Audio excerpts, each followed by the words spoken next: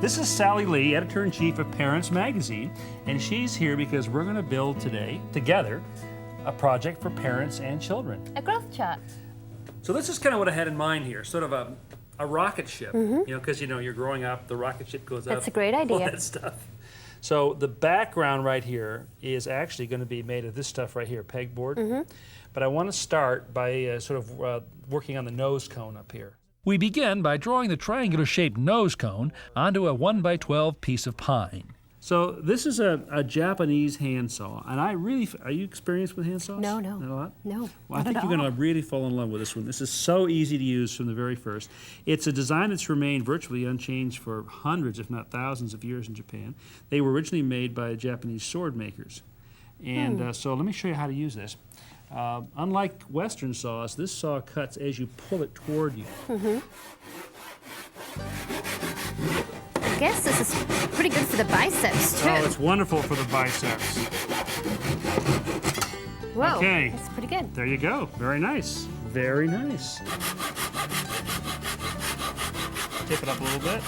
There you go. Perfect. I think this is my next Father's Day gift. Wasn't that easy? Ta-da! So here's the base of our rocket. Here's the nose cone of our rocket. Now we got to just start working on what goes in the middle. It's great. We're almost ready for blast off. I think so. I feel it turning to go. So this is going to form the body of our rocket ship right here. It's pegboard, and the reason I've chosen this is because it has these 1/4-inch holes that are uniformly spaced, exactly an inch apart. So we can actually kind of use it as a ruler, if you will, move them up 1 inch at a time. Go, Sally! Ta-da! Next, we transfer the dimensions of the nose cone to our pegboard and then trim away the excess. All right. So Sally, now we're going to begin to apply some moldings to the edge to kind of give this a little bit of thickness and also to kind of cover up, although I hate to cover up that cut, it was perfect, you know? It was very good. This is some wood glue. We've got a little brush there. Let's just brush some glue on the back of this little strip of molding here. And this would definitely be a part of it that a child could help with. So we're going to put this right on the edge. We turn the pegboard over and cut off the excess trim. Next, we glue down the nose cone, the base, and some trim along the front edges. While the glue dries, we hold everything together with clamps. Do the gluing and the clamping. To make the markers that are going to record each child's height, we're going to take the same wood that we use for the trim, and I've just clamped on top of a strip of it a scrap of pegboard. And we're going to use this pegboard as a template, because I want to drill some small holes in here. What's going to actually happen is we're going to cut this into short pieces, put some little dowels in there, and then stick them into the pegboard. Great. I've put a piece of tape on the drill bit here as a depth guide or depth gauge. So as you drill in, only drill up to the edge of the tape.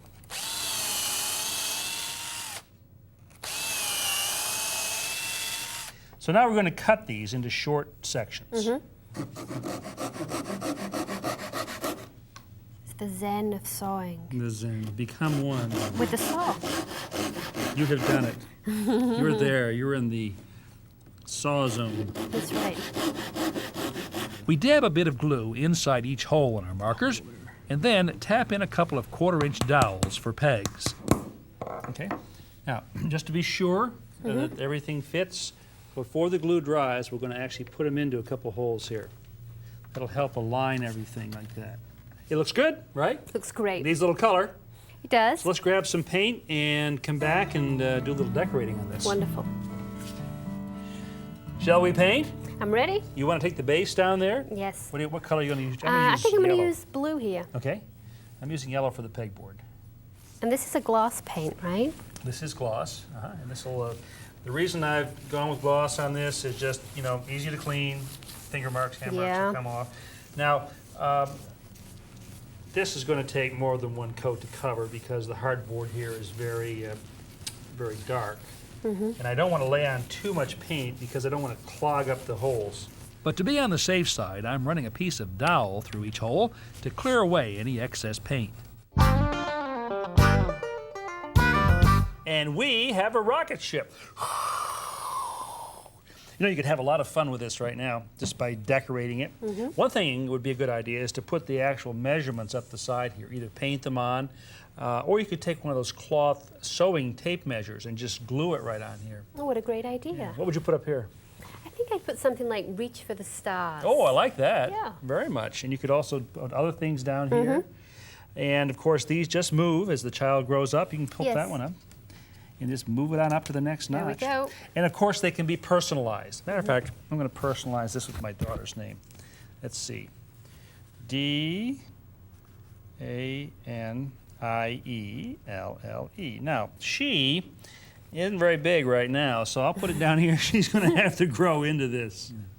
Well, thanks so much, Sally, for coming over from Parents Magazine. This is a wonderful project. That's right, for parents and for kids. And for kids. And if you'd like more information on how to build your own growth chart, well, be sure and check our website, ronhazelton.com. And join us next time for more great projects and, of course, more house calls. We'll see you then.